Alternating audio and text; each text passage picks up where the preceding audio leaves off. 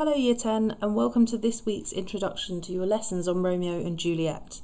Last week you focused on Act 1 and 2 and this week you'll be focusing on Act 3 and Act 4 of the play.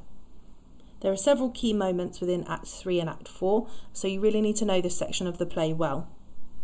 At the beginning of Act 3 there is a fight between the Montagues and the Capulets again. Mercutio is killed by Tybalt and Tybalt is then killed by Romeo. Romeo is banished by the prince, and Lord Capulet, unaware that Juliet is already married to Romeo, arranges for Juliet to be married to Paris. We see at the end of Act 3 that huge conflict between Juliet and the rest of her family.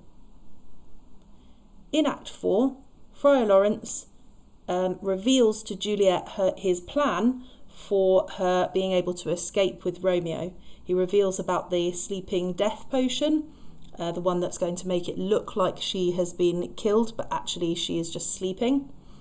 And at the very end of Act 4, Juliet takes that potion, and then the plans for her wedding, she's discovered on the wedding morning, the plans for the wedding are then changed to funeral plans. To support you in these lessons, we've given you a summary of Act 3 that you can watch here for this link. And then you can also watch that key scene of Mercutio's death.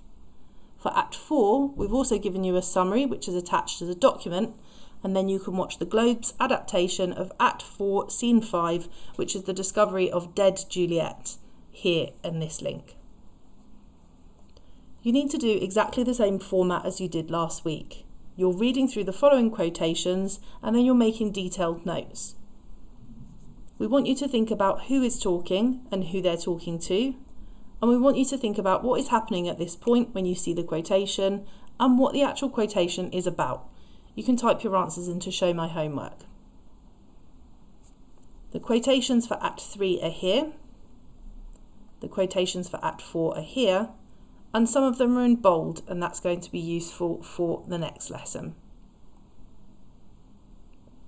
For Lesson 2, we want you to take the 12 quotations, all of those ones above, and fill them into your Romeo and Juliet quote grid, the one that we showed you last week.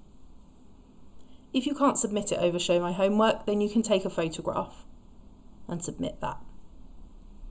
For Lesson 3, there are 5 bolded quotations,